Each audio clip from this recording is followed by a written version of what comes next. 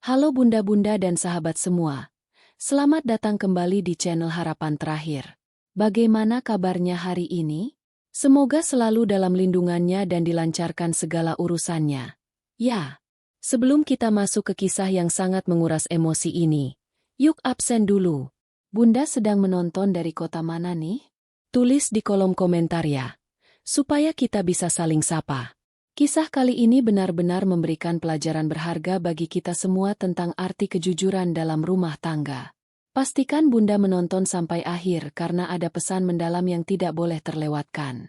Oh iya, bagi yang belum, jangan lupa klik tombol subscribe, nyalakan lonceng notifikasinya, dan berikan like terbaik Bunda agar channel ini semakin berkembang dan terus bisa berbagi inspirasi. Sudah siap? Mari kita mulai kisahnya. Minggu pagi itu, matahari bersinar cerah menembus jendela kaca rumah keluarga Arini yang tertata rapi. Aroma nasi goreng mentega yang biasa menjadi menu favorit keluarga tercium harum di udara. Namun, bagi Arini, udara pagi itu terasa sedikit lebih berat dari biasanya. Arini, seorang wanita lembut berusia 32 tahun yang selama 10 tahun ini mendedikasikan hidupnya sebagai istri dan ibu, merasakan sebuah getaran aneh di hatinya. Getaran yang seringkali disebut orang sebagai firasat seorang istri. Seperti biasa, Arini menyiapkan tas olahraga milik Bram, suaminya. Bram adalah sosok pria yang nyaris sempurna di mata tetangga. Tampan, mapan, dan sangat menjaga kebugaran tubuhnya. Setiap hari Minggu, jadwal mereka selalu sama. Bram akan pergi ke pusat kebugaran atau gym selama 4 jam, sementara Arini akan membawa putri sematawayang mereka, Tiara, untuk berenang di klub olahraga tak jauh dari perumahan mereka. Mas, tasnya sudah siap. Air minumnya juga sudah aku masukkan ke kantong samping. Ucap Arini sambil tersenyum manis saat melihat Bram keluar dari kamar. Bram tampil sangat rapi pagi itu. Terlalu rapi untuk seseorang yang hanya ingin berkeringat di tempat gym. Rambutnya tertata klimis dengan aroma parfum maskulin yang sangat kuat, menyengat hidung Arini. Biasanya, Bram hanya mengenakan kaos oblong lama dan celana pendek. Tapi hari ini ia mengenakan jaket olahraga bermerek terbaru yang tampak sangat mahal. Terima kasih, sayang. Aku berangkat sekarang ya. Jangan lupa kunci pintu kalau kamu dan Tiara pergi. Jawab Bram singkat tanpa menatap mata Arini. Ia hanya mengecup dahi istrinya sekilas. Sebuah kecupan yang terasa dingin dan terburu-buru. Arini memperhatikan punggung suaminya yang menjauh. Di saat itulah, Tiara, bocah perempuan berusia 7 tahun yang sejak tadi diam di sudut meja makan, mendekat ke arah ibunya. Wajah kecilnya tampak pucat. Matanya yang bulat menatap ke arah pintu keluar dengan tatapan yang sulit diartikan. Ada ketakutan dan keraguan di sana. Tiara menarik pelan ujung daster yang dikenakan Arini. Ibu, bisiknya dengan suara yang gemetar.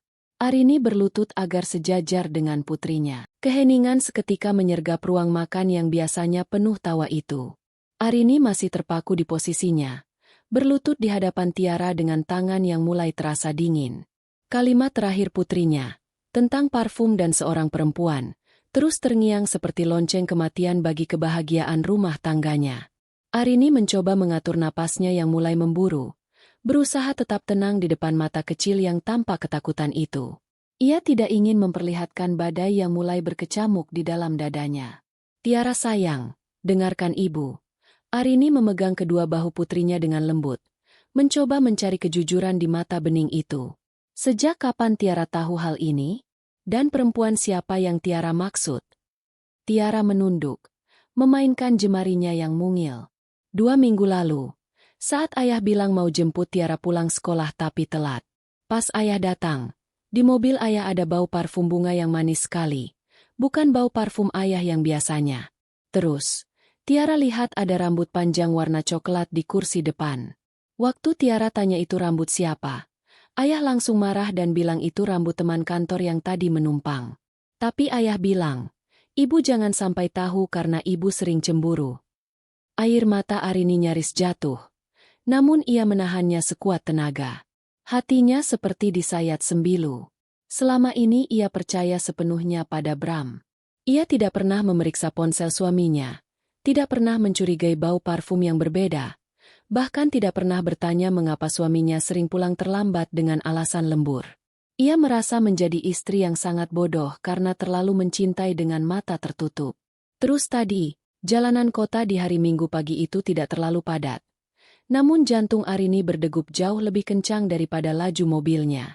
Ia menjaga jarak cukup jauh agar mobil SUV putih milik Bram tidak menyadari keberadaannya. Di kursi belakang, Tiara duduk diam membisu.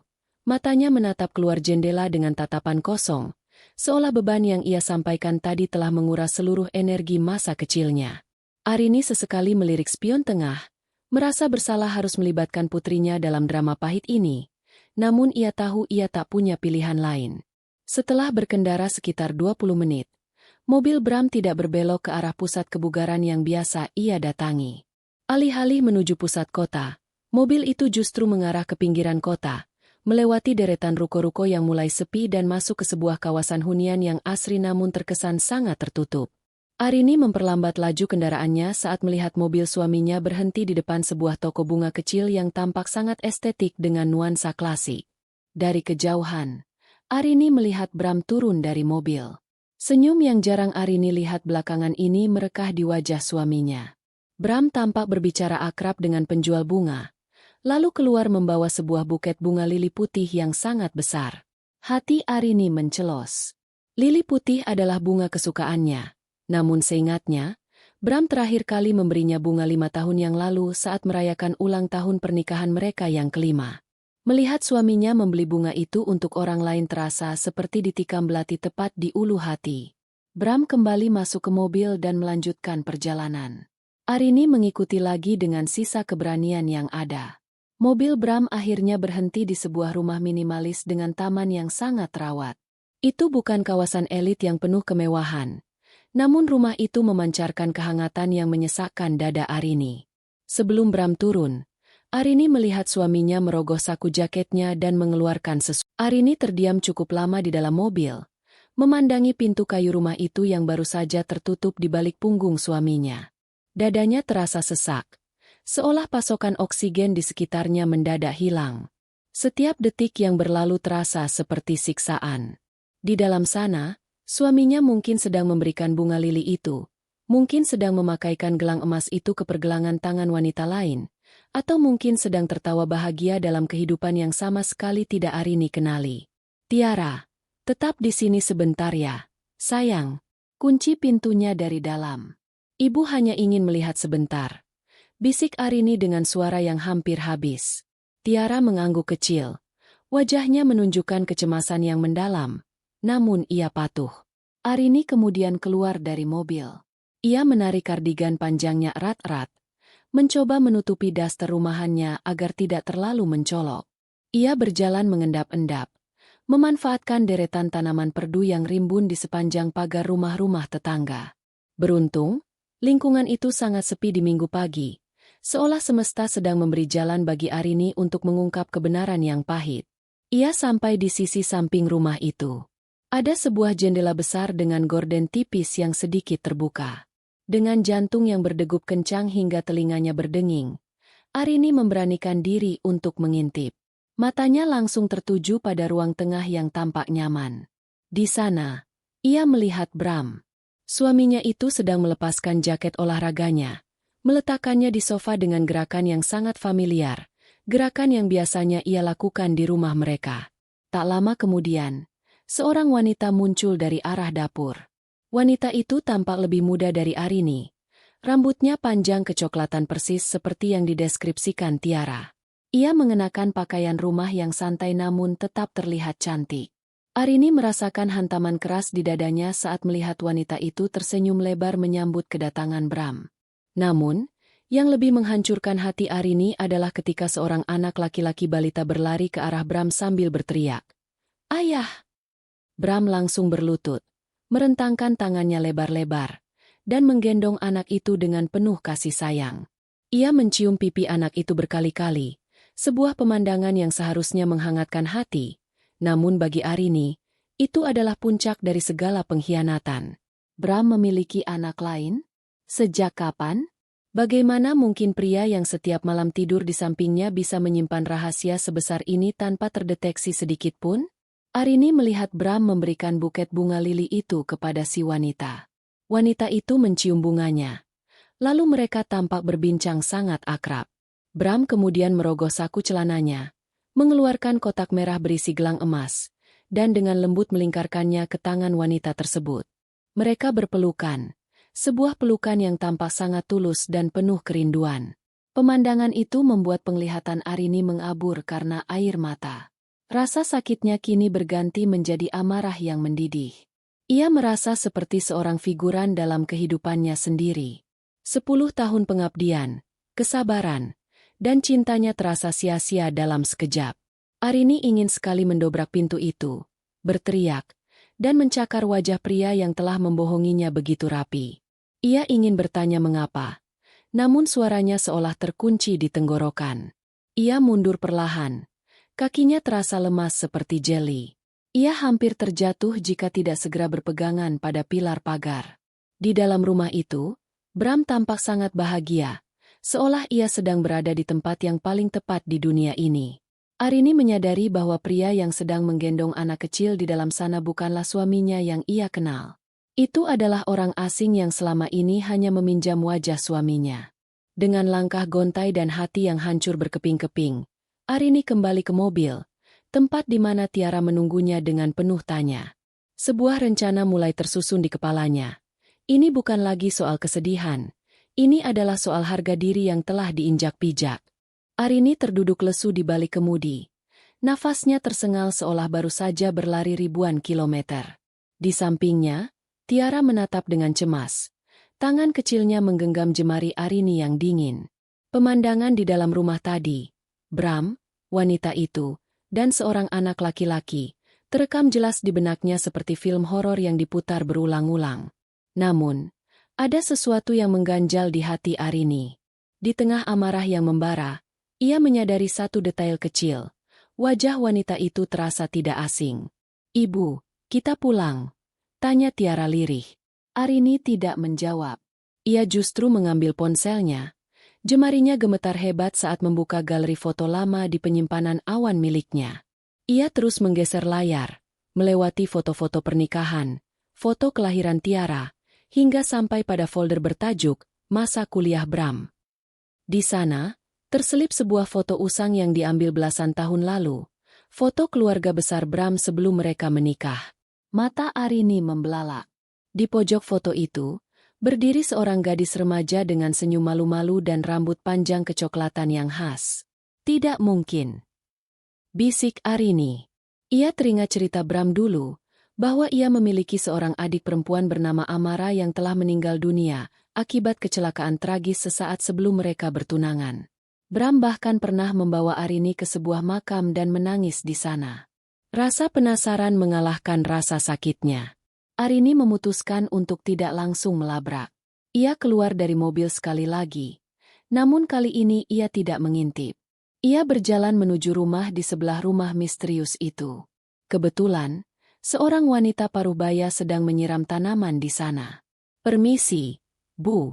Maaf mengganggu," sapa Arini, berusaha mengatur nada suaranya agar terdengar normal. "Saya teman lama penghuni rumah sebelah. Tapi saya lupa-lupa ingat namanya. Benar ini rumah Ibu Amara?" Wanita parubaya itu menoleh dan tersenyum ramah. "Oh, iya benar. Mbak Amara. Kasihannya, sudah hampir 2 tahun dia tinggal di sini. Kondisinya jarang keluar rumah karena sakit-sakitan. Untung ada kakaknya yang rajin datang setiap minggu pagi buat antar obat dan bantu urus anaknya." Jantung Arini mencelos. "Kakaknya? Maksud Ibu, pria yang pakai mobil putih itu?" "Iya, Pak Bram. Orangnya baik sekali. Sangat sayang sama adiknya. Padahal saya dengar-dengar, hubungan mereka tidak direstui sama orang tua mereka sendiri. Makanya Mbak Amara seperti disembunyikan di sini. Pak Bram itu pahlawan buat adiknya." Lanjut tetangga itu tanpa curiga. Arini merasa dunianya kembali berputar. Namun kali ini dengan arah yang berbeda. Jika wanita itu adalah Amara, adik kandung Bram yang katanya sudah meninggal, lalu mengapa Bram harus berbohong sedemikian rupa? Mengapa ia harus menciptakan skenario kematian dan makam palsu? Dan yang paling penting, Mengapa ia harus menyembunyikan keberadaan adik dan keponakannya sendiri dari istrinya selama bertahun-tahun? Amarah Arini kini bercampur dengan kebingungan yang luar biasa. Ia kembali ke mobil dengan pikiran yang berkecamuk. Ia melihat ke arah rumah itu lagi. Dari jendela, ia melihat Bram sedang menyuapi anak kecil itu dengan telaten. Tidak ada kemesraan sepasang kekasih di sana, melainkan kasih sayang seorang paman kepada keponakannya, dan sorot mata penuh kesedihan saat menatap adiknya yang tampak pucat dan lemah. Arini menyandarkan kepalanya di sandaran kursi. Kebenaran ini ternyata jauh lebih rumit dari sekadar perselingkuhan biasa. Ada sebuah rahasia gelap dalam keluarga besar suaminya yang belum ia ketahui. Sesuatu yang membuat Bram rela dicap sebagai pembohong demi melindungi orang-orang yang ia sayangi. Arini menatap Tiara, lalu menatap rumah itu. Ia tahu, ia tidak bisa lagi diam. Ia harus masuk ke sana, bukan untuk mengamuk, tapi untuk menuntut penjelasan atas semua sandiwara yang telah menghisap kebahagiaan mereka selama ini. Tangan Arini sudah menyentuh gagang pintu mobil, namun ia ragu. Detak jantungnya yang tadi memacu amarah kini berubah menjadi dentuman kegelisahan yang menyesakkan. Ia menatap Tiara yang tampak bingung di kursi belakang. Jika ia masuk sekarang, rahasia apa yang akan ia dapati?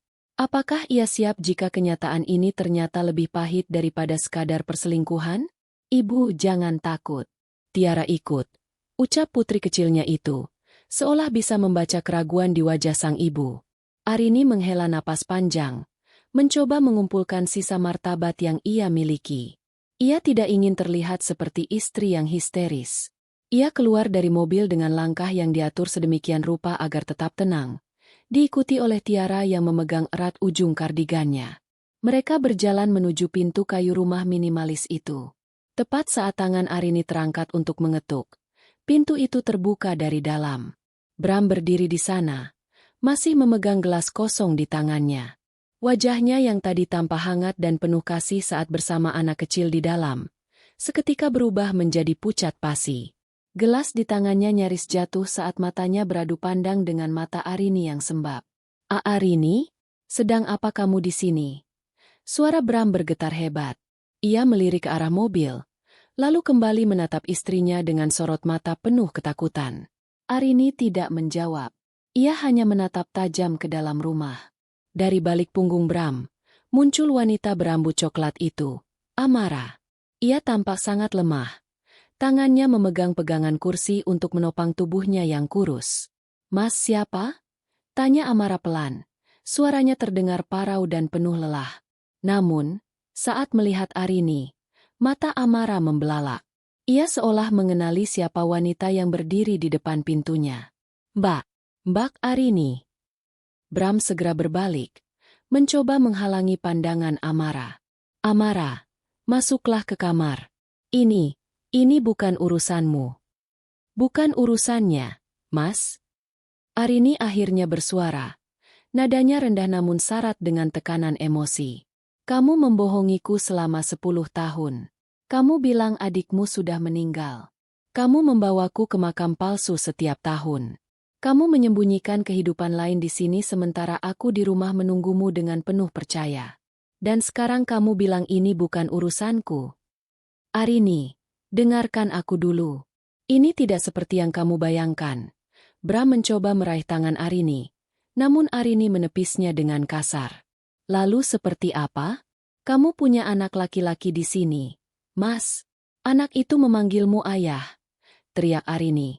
Air matanya kini tak terbendung lagi. Di tengah ketegangan itu, Amara tiba-tiba terbatuk keras. Tubuhnya yang ringkih limbung dan ia jatuh terduduk di lantai. Bram panik. Ia segera berlari menolong adiknya. Arini hanya bisa terpaku melihat suaminya begitu cekatan membantu wanita itu, memberikan obat dengan tangan gemetar, dan membisikkan kata-kata penenang yang biasanya ia tujukan untuk Arini. Dia bukan istriku, Arini. Dia adikku. Dan anak itu dia keponakanku. Teriak Bram sambil mendekap adiknya yang masih terbatuk. Aku terpaksa melakukannya karena ibu. Jika ibu tahu Amara masih hidup dan menikah dengan pria yang ia benci, ibu akan melakukan hal yang lebih kejam dari sekadar mengusirnya. Kata-kata Bram seolah menghentikan waktu. Arini membeku. Ia teringat akan sosok ibu mertuanya, seorang wanita bangsawan yang sangat keras hati dan otoriter, yang selalu mengatur setiap jengkal kehidupan anak-anaknya. Konfrontasi yang Arini bayangkan akan penuh dengan makian dan amarah, kini berubah menjadi suasana yang sangat mencekam dan penuh duka. Ia ingin marah, tapi melihat kondisi amarah yang memprihatinkan, amarah itu seolah tertahan di tenggorokan. Ia berdiri di ambang pintu, terjebak di antara rasa dikhianati dan rasa kemanusiaan yang mulai terusik. Suasana di dalam rumah minimalis itu mendadak senyap setelah pengakuan mengejutkan dari Bram. Arini masih berdiri mematung di ambang pintu, menatap suaminya yang sedang memeluk erat Amara yang tampak sangat rapuh. Kebenaran bahwa Amara adalah adik kandung yang dihidupkan kembali dari kebohongan bertahun-tahun membuat kepala Arini berdenyut nyeri. Namun, satu nama yang disebut Bram tadi terus berputar di benaknya. Ibu. Sosok ibu mertuanya, Ibu Ratna, yang selama ini ia kenal sebagai wanita anggun namun bertangan besi. Arini tidak ingin langsung percaya begitu saja. Luka karena dibohongi selama 10 tahun terlalu dalam untuk disembuhkan hanya dengan satu penjelasan singkat. Ia memutuskan untuk pergi dari rumah itu tanpa sepatah kata pun, mengabaikan panggilan Bram yang memohon agar ia tetap tinggal. Ia butuh ruang. Ia butuh bukti yang tidak berasal dari mulut suaminya sendiri. Keesokan harinya, Arini memulai penyelidikannya sendiri. Ia tidak pergi ke kantor, melainkan menuju ke rumah lama keluarga Bram di pinggiran kota yang kini hanya ditempati oleh seorang penjaga tua bernama Pak Mamat. Pak Mamat sudah bekerja di sana sejak Bram masih kecil. Dengan alasan ingin mencari dokumen lama milik Bram, Arini berhasil masuk ke ruang kerja almarhum ayah mertuanya yang sudah bertahun-tahun terkunci. Di dalam ruangan yang berdebu itu, Arini membongkar tumpukan berkas tua. Pencariannya membuahkan hasil saat ia menemukan sebuah map kulit berwarna hitam yang terselip di balik lemari buku. Di dalamnya terdapat surat-surat perjanjian yang mengejutkan. Surat-surat itu berisi ancaman hukum dan pemutusan hak waris yang ditandatangani oleh Ibu Ratna terhadap Amara. Ternyata, Amara dulu melarikan diri dengan seorang pria yang dianggap rendah oleh Ibu Ratna, dan sebagai balasannya, Ibu Ratna menganggap Amara sudah mati, bahkan memaksa Bram untuk memalsukan kematian adiknya di mata publik dan keluarga besar. Arini juga menemukan catatan transfer ban rutin dari rekening pribadi Bram yang jumlahnya sangat besar setiap bulannya selama 3 tahun terakhir.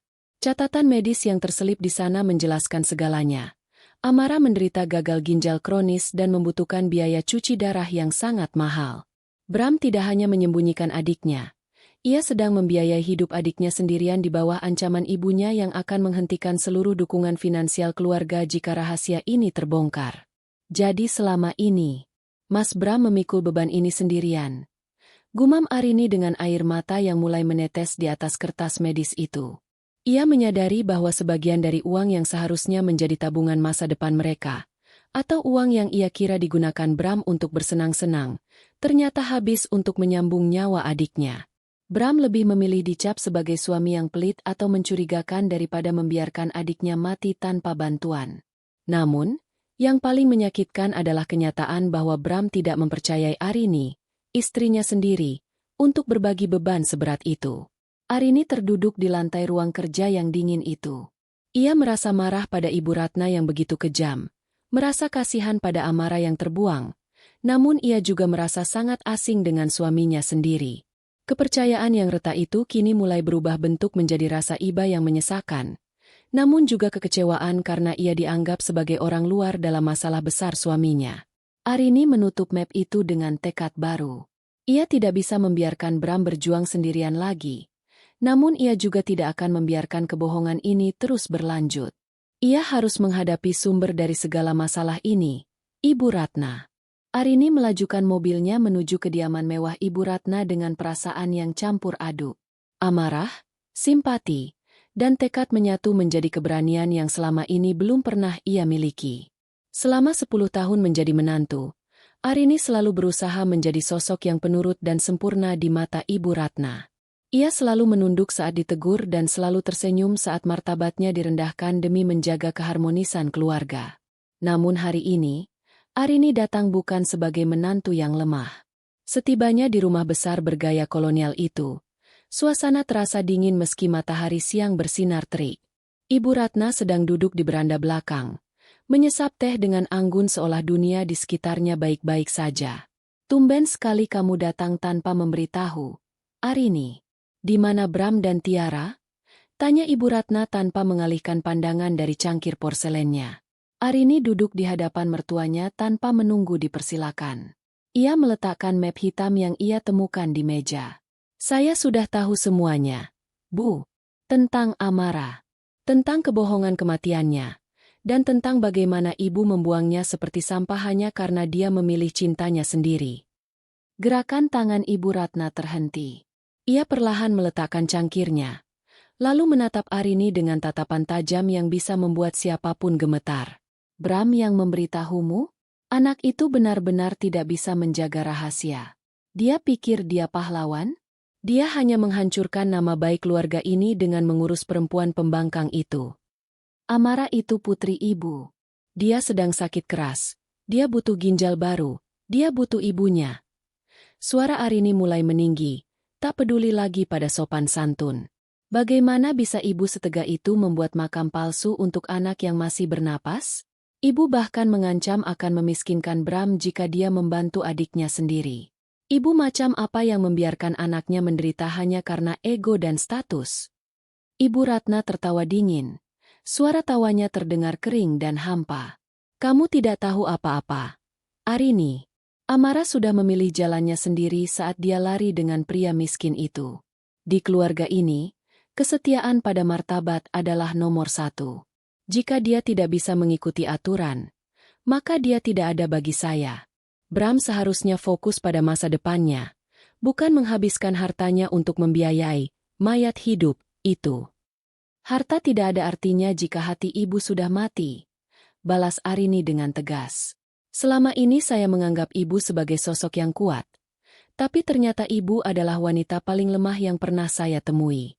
Ibu takut pada bayangan kegagalan ibu sendiri sampai-sampai ibu tega membunuh anak ibu di dalam pikiran ibu.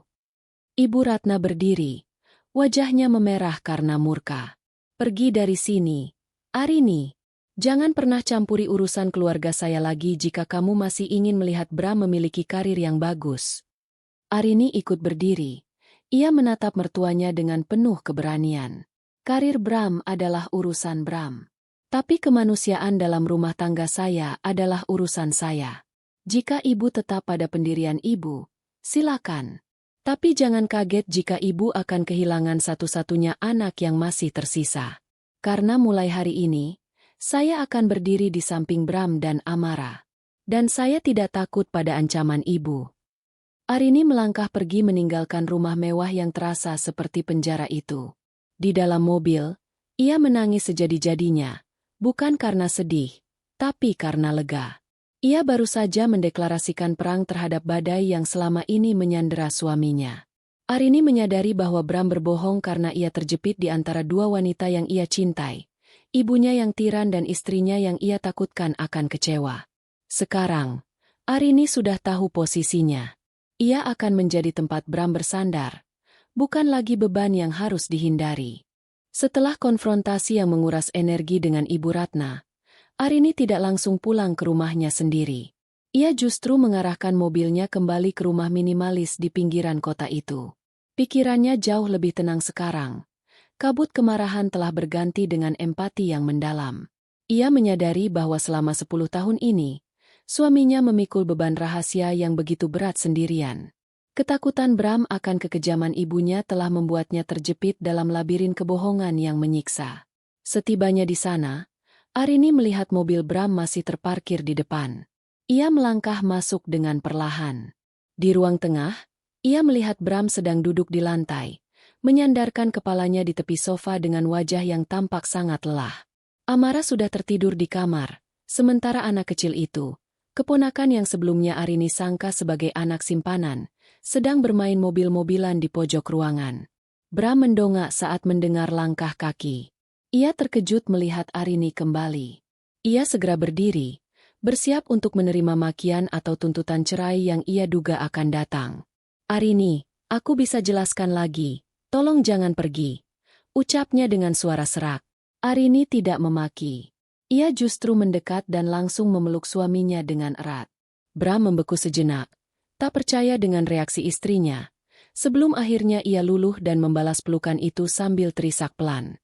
Semua ketegangan yang ia simpan bertahun-tahun seolah tumpah saat itu juga. "Aku sudah ke rumah ibu, Mas," bisik Arini di bahu suaminya. "Aku sudah tahu semuanya.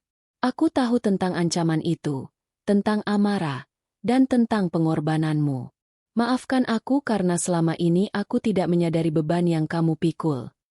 Bram melepaskan pelukannya dan menatap Arini dengan tidak percaya. "Kamu bertemu ibu?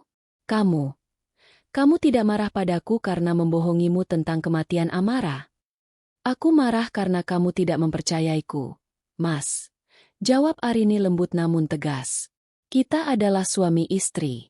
Seharusnya kamu membagi beban ini denganku, bukan malah menanggungnya sendiri sampai harus menciptakan sandiwara yang menyakitkan. Kita bisa menghadapi ibu bersama-sama." Bram menunduk malu. "Aku takut, Arini. Ibu mengancam akan menghancurkan karirku dan mengambil rumah kita jika aku berani berhubungan dengan Amara. Aku hanya ingin melindungi kalian semua. Aku tidak ingin kamu ikut terseret dalam kebencian ibu pada Amara." Arini memegang kedua pipi suaminya. "Mulai hari ini, tidak ada lagi rahasia.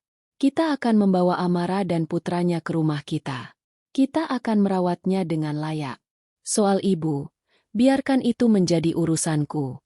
Harta bisa dicari, tapi keluarga tidak bisa digantikan." Malam itu, untuk pertama kalinya setelah sekian lama, Arini merasakan kejujuran yang utuh mengalir di antara mereka. Ia masuk ke kamar Amara, duduk di tepi tempat tidur, dan mengamati wajah adik iparnya yang pucat namun tenang. Arini berjanji dalam hati akan menjadi kakak yang tidak pernah dimiliki Amara selama masa pengasingannya. Badai besar yang mengancam menghancurkan rumah tangga mereka memang belum sepenuhnya hilang. Namun setidaknya kini mereka tidak lagi berdiri sendirian di tengah hujan.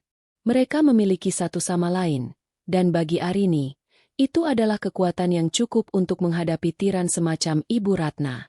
Keputusan Arini sudah bulat. Malam itu juga, ia membantu Bram mengemasi barang-barang Amara dan putranya, Reno, untuk pindah ke rumah mereka. Tidak ada lagi persembunyian, tidak ada lagi ketakutan. Namun, saat Arini sedang merapikan boneka milik Tiara di kursi belakang mobil, ia menyadari putrinya terus menatap ke arah rumah lama Amara dengan tatapan yang sangat dalam. "Tiara, kenapa sayang? Senang kan sekarang Tante Amara dan Reno ikut kita?" tanya Arini lembut. Tiara menatap ibunya, lalu membisikkan sesuatu yang membuat darah Arini berdesir hebat. "Ibu." Tiara senang, tapi Tiara takut nenek datang lagi. Dulu, waktu ayah tidak ada, nenek pernah datang ke sekolah Tiara. Nenek bilang, kalau Tiara lihat ayah pergi ke rumah ini, Tiara harus diam. Nenek bilang, kalau Tiara bicara, ayah akan dibuat tidur selamanya seperti kakek. Plot twist. Arini tersentak. Ternyata, alasan Tiara ketakutan dan bungkam selama ini bukan hanya karena pesan dari Bram, melainkan karena ancaman langsung dari Ibu Ratna. Ibu mertuanya telah meracuni pikiran cucunya sendiri demi menutupi aib keluarga. Bahkan, tersirat sebuah kecurigaan baru tentang kematian ayah mertuanya yang mendadak beberapa tahun silam. Ancaman, tidur selamanya, bukan sekadar gertakan bagi anak sekecil Tiara. Keesokan harinya, Ibu Ratna benar-benar datang ke rumah Arini dengan amarah yang meledak. Ia melihat Amara duduk di ruang tamu dengan infus di tangannya. "Berani-beraninya kamu membawa pembangkang ini ke sini, Arini. Kamu ingin menghancurkan kehormatan keluarga saya," teriak Ibu Ratna. Arini berdiri tegak di depan Amara. Ia tidak lagi menunduk. Kehormatan tidak dibangun di atas ancaman kepada anak kecil. "Bu, saya tahu ibu mengancam Tiara. Saya tahu ibu menggunakan ketakutan untuk mengendalikan kami semua. Tapi itu berakhir hari ini." Arini mengeluarkan sebuah perekam suara dari sakunya. Di dalamnya berisi rekaman pengakuan Tiara dan juga rekaman percakapan kasar Ibu Ratna kemarin siang di berandanya. "Jika ibu melangkah satu kaki saja untuk mengganggu keluarga kami lagi, atau mencoba menyentuh karir Bram, rekaman ini dan bukti pemalsuan kematian Amara akan sampai ke tangan polisi dan media. Ibu sangat mencintai martabat, bukan? Mari kita lihat bagaimana martabat ibu bertahan di depan hukum. Wajah Ibu Ratna yang tadinya merah padam seketika menjadi pucat pasi. Ia menyadari bahwa ia tidak lagi memiliki kuasa. Menantu yang ia anggap remeh kini telah berubah menjadi pelindung yang tangguh. Tanpa kata, Ibu Ratna berbalik dan pergi, meninggalkan rumah itu dengan langkah gontai. Seorang wanita yang memiliki segalanya namun sebenarnya tidak memiliki siapa-siapa. Sahabat semua, itulah akhir dari kisah Arini dan keluarganya. Sebuah pengingat bagi kita semua bahwa di balik pintu rumah yang tertutup rapat, terkadang ada beban berat yang dipikul sendirian atas nama cinta. Namun, kita juga belajar bahwa kebohongan, sekalipun tujuannya untuk melindungi, tetaplah sebuah duri yang jika dibiarkan akan melukai hati orang-orang tersayang. Kisah Arini mengajarkan kita bahwa menjadi seorang istri dan ibu bukan hanya soal mengurus rumah, tapi juga soal menjadi kekuatan saat suami kehilangan arah, dan menjadi pelindung saat anak-anak merasa terancam. Jangan pernah takut pada kebenaran, karena meskipun pahit, kebenaranlah yang akan membebaskan kita. Terima kasih sudah menyimak kisah ini sampai selesai. Saya sangat penasaran dengan pendapat bunda-bunda semua. Jika bunda berada di posisi Arini, apa yang akan bunda lakukan? Silakan tulis pendapat bijak bunda di kolom komentar ya. Mari kita saling menguatkan. Jangan lupa untuk klik like jika bunda menyukai kisah ini, dan subscribe agar tidak ketinggalan cerita-cerita penuh inspirasi lainnya di channel ini. Sampai jumpa di kisah nyata selanjutnya. Semoga keluarga kita selalu dijauhkan dari mara bahaya dan senantiasa dipenuhi dengan kejujuran serta kasih sayang. Salam hangat untuk keluarga di rumah.